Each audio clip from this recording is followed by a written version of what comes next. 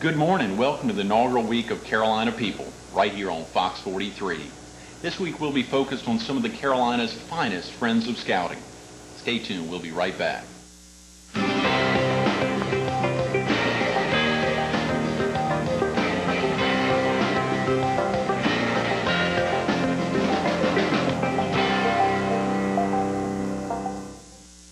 Good morning. Welcome to Carolina People. This week we're visiting with some of the Carolina's finest friends of scouting. And today we're at the Florence Service Center for the PD Area Council of the Boy Scouts, visiting with David Grantham. David, thanks for being with us. Thanks for asking me. This is a great treat to have you in. I understand you are active on the executive board of the PD Area Council. That's correct. What positions do you hold? At the current time, I'm the chairman of the nominating committee, which will basically prepare a slate for the business meeting in November. We'll present that slate of the new executive committee and hopefully have that slate accepted. Great. Have you been involved in scouting much of your life, or is this a new? As a young person, a Cub Scout, I did not get into the Boy Scouts, got into sports and took a different avenue. Right. But looking back, wished I had taken the opportunity to remain in scouting. You and me both. My mother had my folks have three sons, and she was carpooling for three boys all over with sports activities. There just wasn't enough carpooling. Absolutely. To do Boy Scouts as well, but we both got that same commitment. You have a son who's a scout. Right. He's a senior in high school, and hopefully he'll be achieving an Eagle Award, but takes a lot of work, and he's involved with other items such as sports, football right now, so it has to challenge his time a little bit and arrange what he needs to do. Absolutely. How long have you been in Florence, David? Florence is home.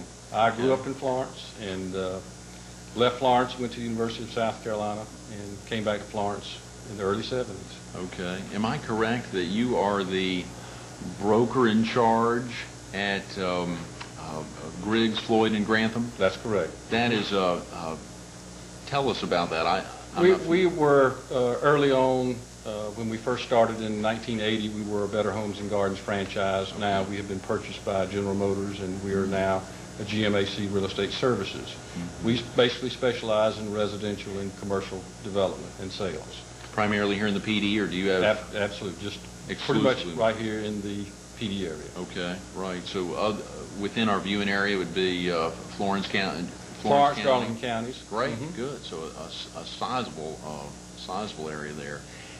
Has your involvement within the real estate community enabled some extra activity with the Boy Scouts? Has there been some involvement that has overlapped? I assume meeting folks in the residential area.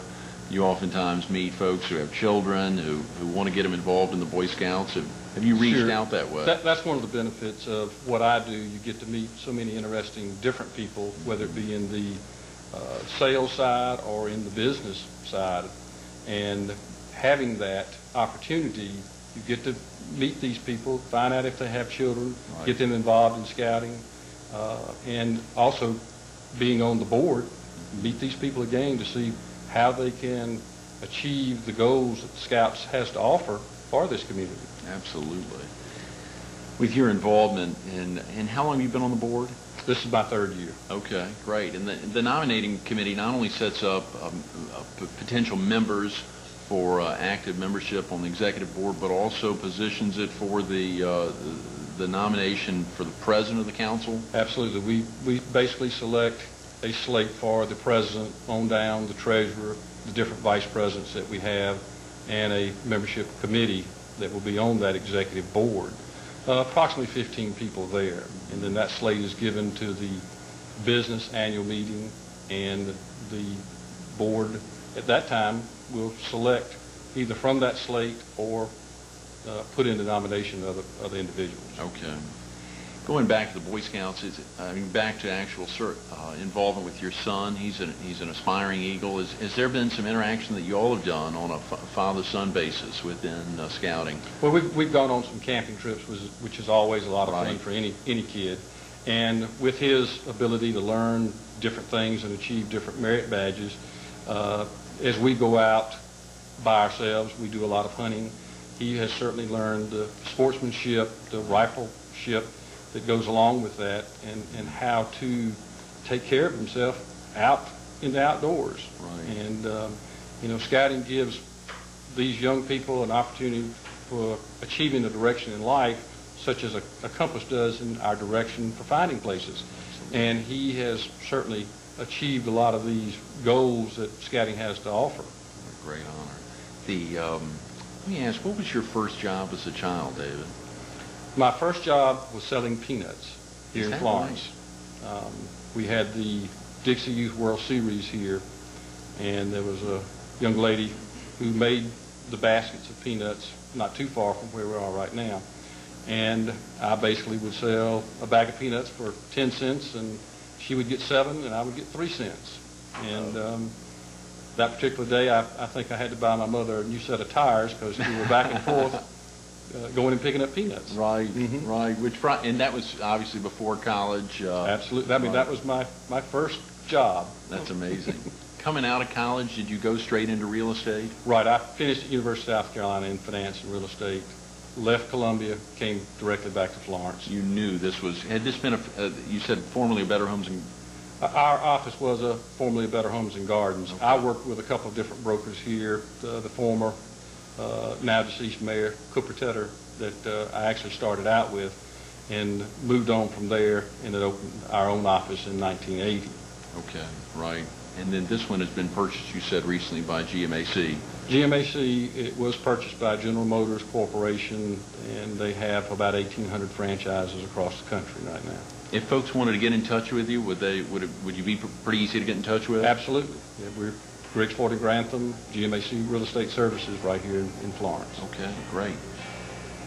Someone growing up as a Cub Scout whose son is now an aspiring Eagle, we thank you for your commitment to the PD Area Council. Hope that the nominating committee will have a successful slate coming up for the upcoming year, and pray that viewers will have gotten something good out of this. Thank you, David. Thank you. Thanks for having me.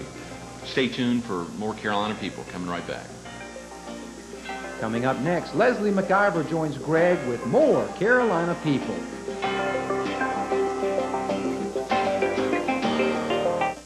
Welcome back to more Carolina People. Today we're visiting with one of the Carolina's finest friends of scouting. Leslie McIver, thanks so much for being with us. My pleasure. Thank you, Greg, for inviting me. Very definitely. It's within the PD Area Council, there are counties like Horry, Sumter, Marlborough County, and you traveled here to the PD Area Council Service Center today in Florence from Conway. It's part of my heart. Yes, I love it. Yes. You live in Conway. I understand you grew up in Sherall. That is correct. Chesterfield County, Sherall, right where Camp Coker is. Very close to Camp Coker. Did you grow up attending Camp Coker? No, I didn't. I think my love for scouting started because I had a sort of a bad scouting experience as a child. Well, adult leadership led me to be disappointed with some things. So I said I will not disappoint kids anymore. So when I became an adult, I made sure that we had effective leaders and scout troops all over. And you have been just that, an effective leader, an educator almost your entire life. 31 years, Greg. 31 years. In Horry County Schools. And I loved it. And you were the band director at Conway High School as well? I ended my career, the last 20 years or so, was at Conway High School as the band director. Okay. Wait, when you think about the PD Area Council, is there a primary area of interest that you want to help guide children into, whether it's Camp Coker or it's service in their own community? Is there any particular? Yes, it is, Greg. As an executive board member, I have chosen to work with the urban scouting program. We have a lot of minorities who are not participating in scouting. And early in my career with scouting, we had very good troops, explorables and those kinds of things.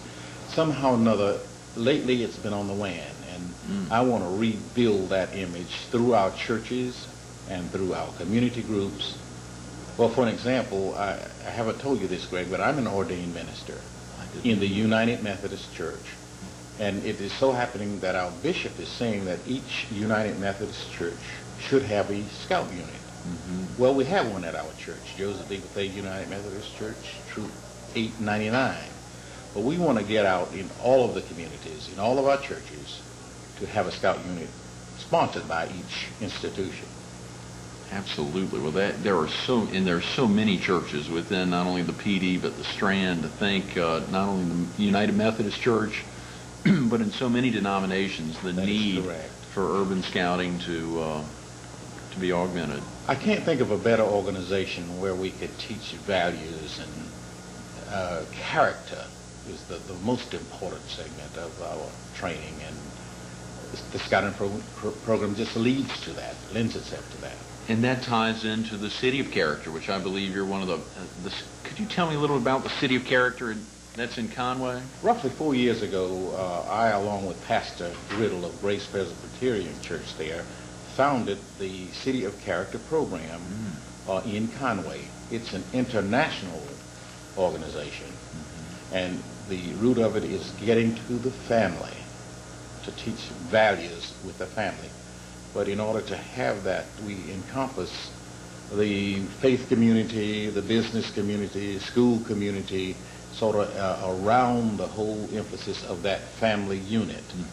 But if we are to bring about change in America, bring about that character, that values, it's going to have to come through organizations like that. Well, your involvement with the Boy Scouts have obviously helped set that stage. Also, your involvement of working with children. It's so important to think, when we think of issues that face not only South Carolinians or not only folks in Horry County, but all Americans. It is education. Obviously, economy is a big one, but education, I think, where you start, your involvement starting at a young age, as well as in older ages, but both the Boy Scout as well as the band director, amazing. Greg, I see it all as one. Basically, they're different entities, different organizations, but basically it's one. The school, the church, the community, all pushing for character, for family unit development. That's the only way we're going to right whatever is wrong with America. Instead of talking about it so much, let's get busy. Yes. Let's volunteer. Let's help our young people, because they need shaping their images. Leslie, can I ask you real quick? I understand back in a couple years ago, you received the South Carolina Band Director of the Year Award. Well, it sounds like just a few years ago, but it was in the late 70s or early 80s that I did receive the Band Director's Award for the state of South Carolina. That makes me feel good, you know, that you were chosen among all of your colleagues. Absolutely. And also the George Olmsted Prize from Williams College, Excellence in Secondary School Teaching, one of 4 in the state of Massachusetts. Well, that's in the United States. In the U.S. Right. Williams College is one of the leading liberal arts schools in America. And they go out searching each year for persons that they think can meet certain criteria. And I really was honored to have that prize awarded to me. I mean, those are things I stick my chest out about. Absolutely. Even though I don't like to brag about things. Oh, I know, of course. Honor. That's just an honor. I wanted to bring that in. You know, there's so many. It's important for folks to know the experiences, that the lives that have been led by leaders, not only in the Boy Scouts, but in their church, in their community. Elected officials have very important roles that they serve, but particularly the folks within schools and in the churches make that commitment. And because of that, it's always important to gauge just some basic questions. One I was thinking about was anyone in particular that has inspired you? Anyone in your life? Well, I came up not with a silver spoon in my mouth. And, of course, I have just always, I tease people, I say I have a bad disease. I love people. And that has just led me to do these things, not for any kind of notoriety or anything. I just love people. I love my teaching position, and I'll make you laugh again. I'm a recycled teenager. Wow, well, that's a good sign. Well, that'll reach out to a lot of viewers. Right, but if you really want to get a reward in life, to really want to see what you're, and I think all of us have a particular purpose here in life, and mine seems to be to work with my youth. Not by saying things, but more or less be an example. I know you retired from being a band director since '91. You've obviously been active with the City of Character. Right. Been volunteering with the Boy Scouts and your service on the executive board of the Boy Scouts. So the PD area council, not only Horry, but also 10 other PD area counties. It's amazing, that kind of commitment. If you weren't doing these volunteer activities and serving your community the way you are, what else do you think you'd be doing? I don't think I could stand myself. I served 12 years on city council in Conway. Oh, God. And 28 years on the regional council of government, which is called a COG, Council of Government. So I'm real, at ease working with government, working with my youth, and I'm just happy. Absolutely. Well, it shows. It shows. And for a man who wasn't active as a Cub Scout or a Boy Scout growing up, even that close to Camp Coker, to have instilled in him the qualities that Boy Scouts strive for on a daily basis, it shows not only in your commitment to the city of character, but also to service on the Conway City Council. Those commitments are what makes a week like this, focused on the PD Area Council, the Boy Scouts, and Boy Scouts in general, such a special week. Leslie, thanks again for being with us. We hope you'll come back another time. I thank my Carolina Scouts people. for the silver beaver that they awarded me and all of the training since I've become an adult. And thank you very much, Greg. Thank for you. having me here. Please tune in for more Carolina People coming up next. Coming up next, Alan Clemmons joins Greg on the set of Carolina People. Welcome back to more Carolina People. This week we've been visiting with some of the Carolina's fabulous Friends of Scouting, and today we're with another friend, Alan Clemmons. Thanks for coming in. It's my pleasure, Greg. Absolutely. Alan drove in from Myrtle Beach here to the PD Area Council of Boy Scouts Service Center in Florence. The commitment that Alan has made to the PD Area Council is really beyond compare. The service, not only as VP of Administration, but as President-elect for an upcoming term, we're ecstatic to have you here. Thank you, Greg. It's my pleasure to be here. Are you a Myrtle Beach native? I am. Going back quite a long way, actually. My mother is a Myrtle Beach native. My father was a transplant from the 50s. But on my mother's side, we go back in the Myrtle Beach area back about 8 generations. 8 generations? We've been there a while. Our roots run deep. You went to high school in Myrtle Beach? I did. Graduated in 1977 from Myrtle Beach High School. So you are truly an Oriite and a South Carolinian. Amazing. And proud of it. Absolutely. Did you grow up in scouting, Alan? I did. I joined Scouts when I was 12 years old and have remained in Scouting my entire life. After I achieved my Eagle rank, I went on to become an assistant Scout Master and later a Scout Master, and have continued being involved in Scouting. Scouting is such a spectacular group. The PD Area Council serves such a wide area. And when you were growing up, was there activities at Camp Coker as there is now? Oh yes, I remember my first visit to Camp Coker when I was 12 years old, hiking in from about a mile away, and my pack weighed more than I did, so it was a memorable experience for me. Alan, growing up, going to Coker and then going later, did you attend also as a Scout Master? Did you take troops up there? Absolutely. Boy. Well, in fact, I've been back this year. Last year I had the pleasure of going up with another troop to be with them and help their leaders. It's always fun to be back at Camp Coker. It makes me feel like I'm a young Scout again. You are a partner with the McCracken Law Firm in Myrtle Beach. How long have you been practicing law? I've been practicing since I graduated in 1989.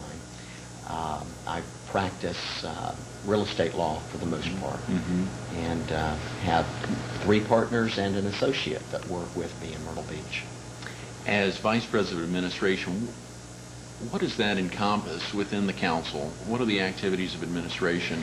The Vice President of Administration is the individual, well, my duties are those falling just below the President of the Council, Mr. Salibi. In his absence, I would be responsible to take responsibility for the activities of the Council.